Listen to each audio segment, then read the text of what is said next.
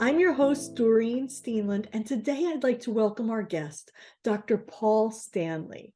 So, tell us about how you personally became involved in stress management.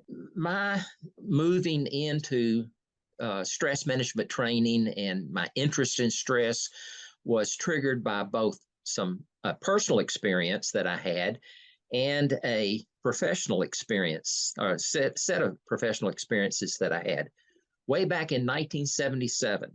Right after I finished my master's degree, I got my first mental health related job, first counseling job.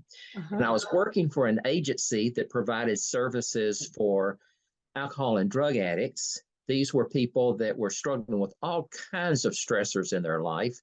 And the way that they were handling those stressors was certainly not healthy. Yes. But I felt like I was way over my head. I had never worked in a setting like that before. I was the only counselor at this particular location. It was extremely stressful. Yeah. After working there for just a few weeks, I began having these severe headaches, and they were severe. Almost every afternoon, I would start developing a headache, and it would become so severe that I couldn't function. I would go into my office, shut the door, lay my head down on the desk, and sit there until time to go home, or I would just tell them I was sick and needed to go home. So the headaches were rendering me dysfunctional. I couldn't function. And so, like most people, when they have a symptom like that, what I did was I went to the doctor and I got gallons of antibiotics, and I got decongestants, and I got antihistamines, and none of them worked. And so then I went to the eye doctor. I thought, well, maybe it's eye strain. And he examined my eyes and he said, well, you have a little bit of astigmatism, but it's not bad. And the headaches you're having are not the kind of headaches that are related to eye strain. And so I don't think it's your vision that's causing the headaches. I went to an ear, nose, and throat specialist, and he started talking about doing surgery. And I was quite sure I didn't want to have surgery. And then somebody told me about another, I think he was an internist. I went to see him, and he gave me a medication which worked. I think the name of it was Bellergau Space Tabs, and it was used to treat two things. One is menstrual cramps, and I was pretty sure I wasn't having menstrual cramps. Menstrual cramps were not what was triggering my headaches. The other thing that it was used to treat was muscle tension. And when I started taking the medication, the headaches went away. So I thought, well, the headaches must be related to muscle tension. I know how to deal with muscle tension. That's been a part of my training. So I started using a rapid stress relief technique, which addresses muscle tension. And within about 2 weeks, the headaches were gone and they've never come back. Wow. Now I have a headache once in a blue moon.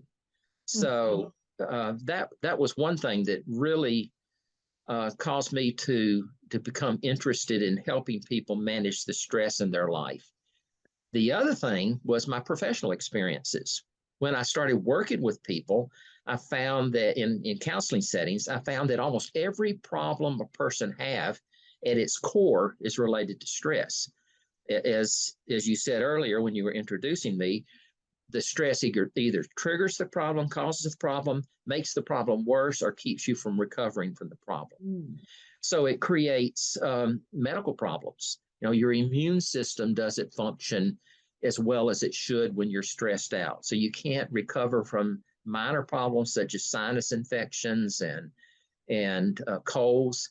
And then it contributes to the major killers in our society, like cancer and heart disease and diabetes and those kinds of issues. Stress contributes to relational conflicts. When you're stressed, you're more irritable, you're less tolerant, so you're more likely to get involved in an altercation. So it hurts your relationships. It hurts you financially. You spend more money on healthcare. One of the symptoms of stress is weakened or poor impulse control. So you're much more likely to buy something that you don't really need, and like 3 days later, you don't even want. You spend all this money on impulse purchases. And do you know, in the United States, The average adult spends over $2,000 a year on impulse purchases. Wow. So that's Hey, that is, wow. The effects of stress are tremendous, and we all know about those, but we're dealing with people who are first responders, healthcare professionals, that stress is kind of built into their work. Now, I know that part of what you do is you talk a lot about positive stress. We talked about the negatives. So, can you tell us a little bit right now about the positives? absolutely, absolutely. And a lot of people, when they think about positive stress, they think about the stressor itself. They define the stressor as either positive or negative. Um, your football team is just a couple of points behind, and they're kicking a field goal, and you're all excited about that. That's a positive stress. Or your spouse is angry and yelling at you. That's a negative stress. I don't define it that way. I don't see positive and negative stress being defined by the nature of the stressor, but by the consequence of the stressor. What does the stressor lead to? Mm-hmm. Um, my definition of stress is a little bit different than the way a lot of people define stress. Um, and I think there's a problem with the way stress is often defined. Often it's defined as your response to a major threat or a big problem. Mm-hmm. And so if you have small issues that are happening in your life, or small irritations, or even small positive things, then you don't see those as being stressors, but they are. You know, the way I define stress is your body's response. Stress is all the energy generating processes that go on within your body when you have a task to complete, a challenge to reach, and thus a need to meet. Mm-hmm. So you can see from that stress is positive. It's creating energy for you that you can take and use to address whatever's going on in your life. Yeah, Now, I I'll, love that. Let me just pause you right there. okay, I love that because what's important about this is that we know from research that if we don't have enough stress or stimuli, right, we have boredom, and we don't actually reach our goals. And we see this a lot in performance science, where athletes need a certain amount of stress. It's kind of like the Goldilocks principle, right? uh-huh. It needs to be just right, a little bit of this and a little bit of that to make it just right to help you perform better. But so I love what you're saying by bringing attention to the fact that it is positive to have stress, and it does serve a purpose. Right, right. And that purpose is to generate that energy. Yeah. Without it, your energy's too low. I like to think of it as like the motor in your car. People say, I want to live a stress-free life. Well, do Yes. you want a motor-free car? It's like the motor in your car. You want to get your car from one place to another. You get in it, you start the engine. Once the engine's running, it's generating energy. Then you have to manage or regulate that energy. If Mhm. the energy's too low, you're going to stall. Um, that would be like if your stress level's too low, if you're experiencing hypo stress, Yeah. then you feel lethargic and bored and unmotivated.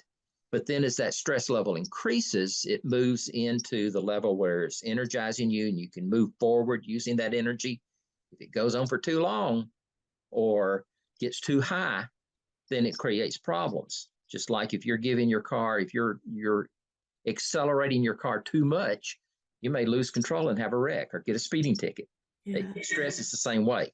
It has to be in that medium, what's often referred to as eustress or good stress range. When it gets above that, it's distress. Yeah. So talk about this, the obstacles that healthcare professionals face that keep them from experiencing this eustress, this Yeah, positive, friendly stress. I think there's primarily two obstacles. One is just busyness. Yeah. They're so busy that they don't have time to engage in activities that can bring their stress levels down. Mhm. And so one of the things that they need to do is learn how to develop some brief activities that they can quickly utilize throughout the day to keep stress at a lower level. But the other thing, and I think this is a major one, this is something that I have just recently become aware of with myself. The other thing is the unawareness of your own level of stress. People are not very good at defining how stressed they are. Yeah. Now, the way I became aware of this is I use two instruments to measure my stress. One is called the perceived stress scale. And it's a pencil and paper test that helps you evaluate your perceived stress. How stressed are you perceiving yourself to be? And then it tells you whether it's low or medium or high. Yeah. I can take that scale and I'll measure low stress.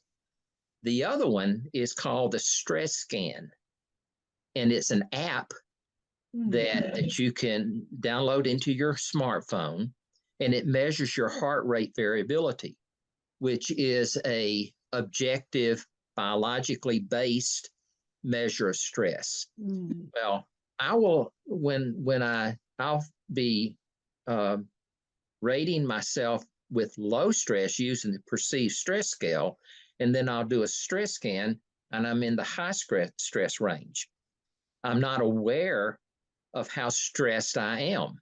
If I'm not aware of how stressed I am, then I'm not going to do anything to lower that stress. So I think that's another major obstacle that keeps us. We become so accustomed to stress that we're not even aware that we are stressed, and thus we don't address it in a timely fashion. Excellent point. This has been a theme of the summit, that we are walking around in survival mode and we don't even realize it. And it's really robbing us of so many of the riches that we could have in life and relationships, in all that we're doing at work, and even having joy at work. Because when we're in this state of hypervigilance and excess stress, it's all about rapid movement and really it's almost future oriented and not being present, right? Yeah.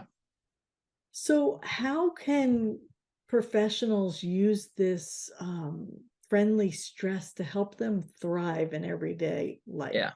Yeah. You'll notice as you talk to me and listen to me that I like to use a lot of car illustrations. So it goes back to driving your car. You're driving your car down the road.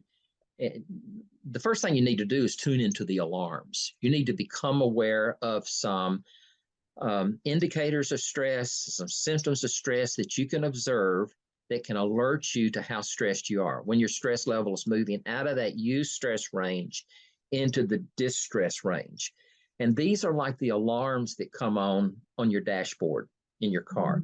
You're driving your car down the road, a little red light comes on, you know you got a problem. You don't know what it is. You just know there's a problem. When you look down and you see which light has come on, then you know something about what that problem is. So as you're going through your day and you notice you're beginning to feel some symptom of stress, you need to be able to observe that and develop an understanding of what that alarm is telling you, so that you can then figure out what to do about that stress. And different alarms have different messages. So one of the things that I do with clients is I teach them how to decode the alarms so that at an emotional level, so that then they can use that to plan what they're going to do about that stress. Awesome. Wow, this has been so good.